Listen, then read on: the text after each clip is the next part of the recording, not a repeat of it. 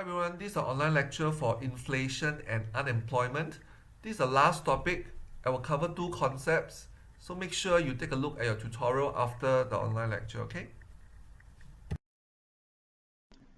Now, what is inflation? Inflation is defined as the persistent and sustained increase in the price level uh, of goods and services in the economy.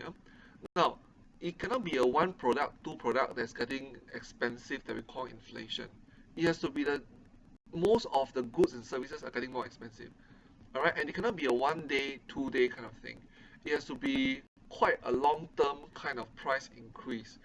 Now, like the measurement of GDP, we usually measure price changes over the year. All right, and further perhaps divide into quarters or months. Okay, so it has to have a lengthy period of time that we see prices are going up in general. That we define this as inflation. Now, some terminology.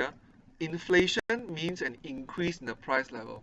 Okay, deflation means a decrease in the price level. Okay, now in this topic, we calculate the inflation rate. Is a annual percentage change in the price level. All right, so it's also kind of rate similar to what we have learned how to calculate for economic growth rate. So it's a percentage change representing how much prices have changed. Now prices can go up, in that case it's called inflation. Prices can come down, in that case it's called deflation. Okay, so note the terminology. Now, if the price level is rising, things are becoming more expensive, we say that the inflation rate is positive. Okay, that means the percentage change is a plus to demonstrate that the price level is rising. Now, when things are becoming cheaper, price level is falling, inflation rate is negative. Okay, because inflation measures the increase in the price level. So when the price level is falling, the rate that we calculate will become negative. Okay. Now, what's hyperinflation? Hyperinflation refers to an extremely rapid rise in the price level.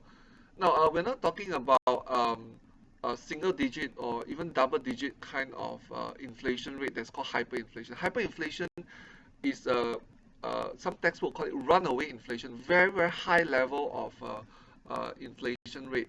I suggest you guys take a look at the Zimbabwe example that are posted on LMS.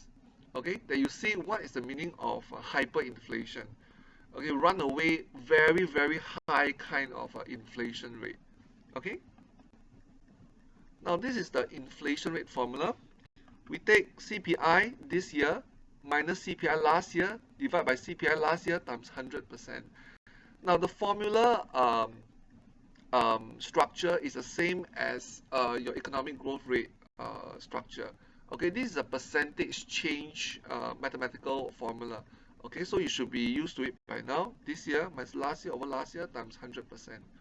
Okay, now some of you are wondering what is CPI. Now CPI is called Consumer Price Index. It's an index measuring how prices have changed. Now we have encountered something similar when we were calculating things in the GDP chapter. Your CPI, okay, is also a deflator. Okay, it's the same index, but used for different purposes. Okay, so the index that's measuring changes in the price level is your CPI. So the deflator, the use of a deflator, the deflator itself is actually your CPI. Okay, so it's an index based on the base year prices. So compared to the base year, how much has prices changed? All right, so your deflator is your CPI. Now the CPI is obtained by economists or the government selecting a basket of goods and services that people need and then measuring the average prices from there. Okay, this one we have gone through in lecture. Okay, so just remember your CPI is a consumer price index and it measures percentage changes in price level based on an index which is derived from changes from the base year prices. Okay, so it's a number that's higher or lower than 100. Okay. Okay, let's move on to unemployment. The unemployment is a situation where people want to work but they can't find job. But before we look into that, let's take a look at how the labor market structure is like. Okay. Now, this is how we view the labor market in general. Now, when you're of age, in Singapore, it's 15 years old and above. Okay, so once you're old enough to work, you are calculated under a resource. So you enter this outer area here. You're part of the working age population where you remain, okay, for the rest of your life. Now, you are legally able to work, but it doesn't mean that you want to work. Now, if you want to work, you'll be in this inner area we call the labor force. Okay? And if you want to work and you cannot find work, you are part of these unemployed people. Okay? Most people will be employed. Okay? They want to work and they're working. Alright? So the unemployed people here are those who want to work but cannot find job. Those people who don't want to work and are not working, they are the in-between. Can they work legally? Yes, because they're of age. Okay? But they don't want to work. So they'll be the in-between, they'll be in this place where they're in-between. Okay? Because they don't want to work. Alright? Okay, so your working age population refers to people aged 15 years and above. Okay, 15 years old and above, you are legally able to work. And the unemployed people are people who wants to work but are now not working because they can't find a job. Okay, but they must be wanting to work in the first place. Then they are counted as unemployed people. Let's take a look at the labor force and who are the people that's inside the labor force. Yeah, the labor force consists of people legally able to work and wanting to work. All right. Now, as mentioned earlier, they might be looking for a job, that means unemployed, or they could be holding on to a job now, employed. All right. So labor force is just the adding up of those people who are employed and the number of people who are unemployed. Both add up together will form your labor force. Let's take a look at the map again. So labor force consists of your unemployed people and your employed people. Okay. So your labor force is the number of people who wants to work. Out of those who are legally able to work, these are the people that wants to work. Okay, so a labor force is this inner area here, consisting of the employed plus unemployed. Okay, these two groups of people. All right, we already said earlier that the similarity between these two groups is that they want to work. That's why they are part of the labor force. Okay, those people who are in between are people who legally can work but no longer wants to work or don't want to work. All right. In the lecture, some of you are asking, who are these people in between? They could be students like you, okay, who are now studying. They are legally able to work because most of you are more than 15. There'll be some people who are already retired, okay, no longer wants to work, but can they work legally? Yes, they can. All right. So these are example of people who are in the in-between areas. Now let's take a look at the calculation of the unemployment rate. Now, your unemployment rate is one of the statistics that you need to look for your project. Okay, so you must understand what it is. Now, your unemployment rate, all right, is obtained from taking the number of people who are unemployed over the labor force. Take note, it's over labor force, not your working age population. All right, you're looking at the number of people who wants to work but cannot find job as a percentage, all right, of everyone who wants to work. Okay, let's take a look at the map again. So we're looking at the percentage of this inner area, all right, as a percentage of this labor force, which is a larger area. Okay, so the percentage is taken, this group, as a percentage of this area, not the working age population, only this inner labor force area. Okay, let's take a look at the labor force participation rate, which calculates out of those who are legally able to work, how many of them actually wants to work. Okay, now we use this formula, labor force divided by the working age population. Okay, is labor force, that means those people who are willing to work, divided by working age population. These are the total number of people who are legally able to work. Then you times 100%. All right, let's take a look at the map and see what we're talking about. Now, so we're calculating this inner area, which is labor force, which is the number of people who wants to work as a percentage of this outer area here, which is the total number of people who are legally able to work. Okay, so this labor force participation rate will tell us, okay, as a percentage, how many people wants to work out of those people who can work legally. All right. Now, I mentioned in lecture that one of the things that this labor force participation rate can tell us is how old the population is or how young the population is. Okay. Now, because um, if the participation rate is low, it's an indication that the population is getting older because most older people having worked all their lives, they are probably already retired. Okay, so they are not wanting to work at an advanced age, whereas younger people tend to want to work. So when the participation rate is low, that's an indicator that there's a lot of people in between. That means can work but no longer wants to work. Okay, so this labor force number of people becomes smaller as a percentage. Okay, as a part of the working age population. So um, a low rate is indicating that the population is older than a rate that is higher. Okay, because younger people prefers to work while older people prefers not to work. That's the usual assumption. Okay. Now we have learned how to calculate unemployment rate, which is the number of people who cannot find jobs. They want to work but they cannot find jobs. Let's take a look at the different types of unemployment that we have. These are the three, you must remember them for your tests and exams. Okay, what is frictional, structural, and cyclical unemployment? Let's take a look. Now, for frictional unemployment, okay, it's a temporary unemployment. People who are moving between jobs, they have just quit one job, they are starting the next, but meanwhile they are not working, so they are under a very temporary kind of unemployment, which we call frictional. Okay, another example would be you have graduated from TP and then you're trying to find a job. Job coming but not yet, and you're not working yet. This short period that you're not working is known as frictional unemployment.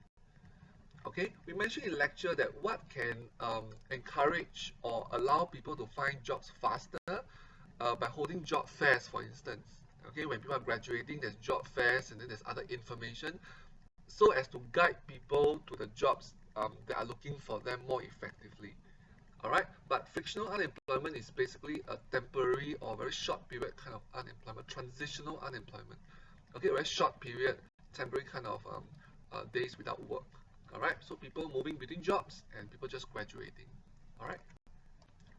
Now, structural unemployment is a very serious form of unemployment when there's a mismatch of skills.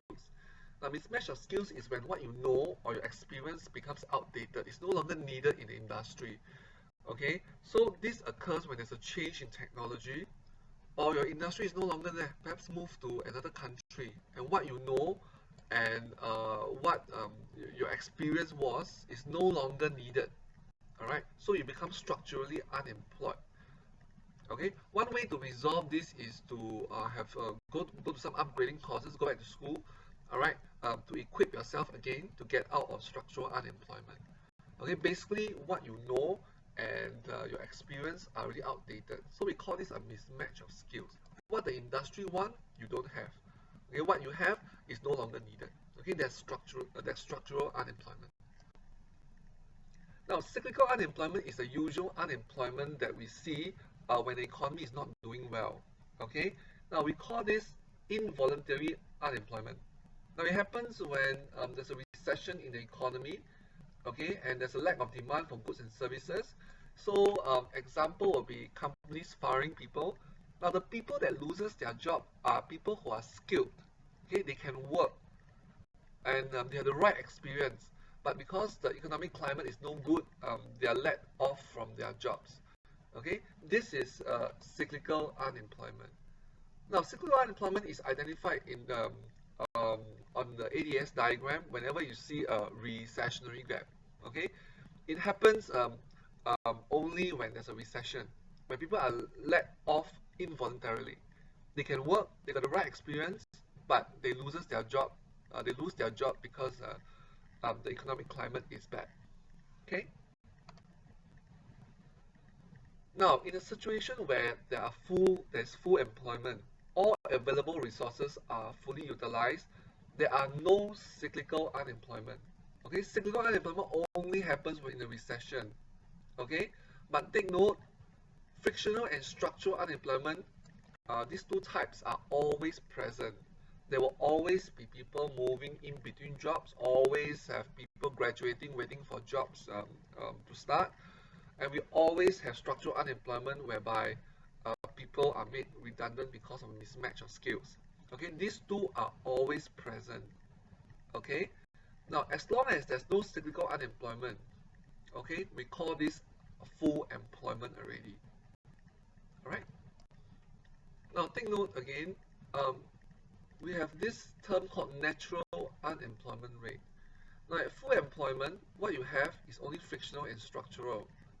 Okay, so these two add up together, they will give us our natural unemployment rate. Now natural because they are always there. Okay, so in the economy at full employment, where you don't have any cyclical unemployment, what you have is only frictional plus structural.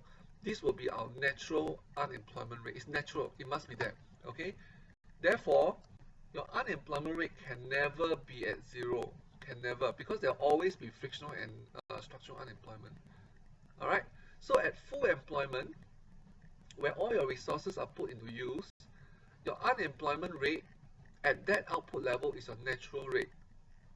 Okay, so your unemployment rate, let's say at full employment is 2%. This 2% comprises of all the frictional unemployed people and all the structural unemployed people. Together, they will form the natural rate of unemployment. Now, we read the natural rate of unemployment at full employment output. Okay, it's at that point of full employment output that we take a reading. How many people are frictionally unemployed or structurally unemployed, or two add up together. Okay, that will form our natural rate of unemployment. The reading for that is taken at full employment output. Although structural and frictional unemployment is there across the entire output spectrum. Okay, the reading is taken at full employment output. All right, so at that, whoever that's not employed because of frictional and structural unemployment, they form the natural rate of unemployment. Okay. Now, whenever your GDP is below full employment output level, so on the diagram you will see a recessionary gap. So when you see that, there will be cyclical unemployment occurs. Remember, it's involuntary. People who can work with the right experience, but they're let off from their job because of poor economic climate. Now, when that happens, okay, your unemployment rate will be more than the natural rate. Why? Because you got this additional cyclical unemployment adding into the percentage.